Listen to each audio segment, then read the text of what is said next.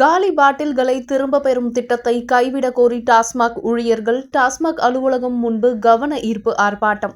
தமிழகம் முழுவதிலும் உள்ள அனைத்து டாஸ்மாக் கடைகளிலும் டாஸ்மாக் காலி பாட்டில்களை திரும்ப பெறும் திட்டத்தை கொண்டு வரப்பட்டுள்ள நிலையில் டாஸ்மாக் ஊழியர்கள் இத்திட்டத்தை திரும்ப பெற வேண்டும் என வலியுறுத்தி ராமநாதபுரம் மாவட்ட டாஸ்மாக் அனைத்து சங்க கூட்டுக்குழு சார்பிலும் டாஸ்மாக் ஊழியர்கள் அனைவரும் ஒன்று சேர்ந்து டாஸ்மாக் அலுவலகம் முன்பு கவன ஈர்ப்பு ஆர்ப்பாட்டத்தில் ஈடுபட்டனர். இந்த ஆர்ப்பாட்டத்தை CITU மாவட்ட செயலாளர் சந்தானம், டாஸ்மாக் சங்க CITU செயலாளர் தனுஷ்கோடி உள்ளிட்டோர் தலைமையேற்று நடத்தினர். டாஸ்மாக் கடைகள் 10க்கு 10 இட அமைப்பில் இருப்பதாகவும், காலி பாட்டில்களை சேகரித்து சேமித்து வைக்க போதுமான இடவசதிகள் இல்லாத நிலையிலும் தமிழக அரசு காலி பாட்டில்களை திரும்ப பெற ஆணை பிறப்பித்திருப்பது ஊழியர்களை மன உளைச்சலுக்கு ஆளாக்கி இருப்பதாகவும், எனவே இத்திட்டத்தினை தமிழக அரசு திரும்ப பெற வேண்டும் என வலியுறுத்தி போராட்டத்தில் ஈடுபட்டனர்.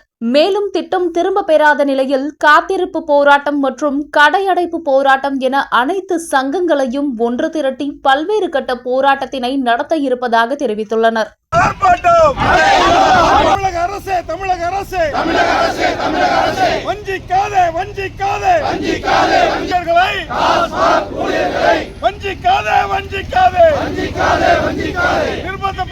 நிர்பந்தப்படுத்தாதே காலி பாட்டிலை வாங்க சொல்லி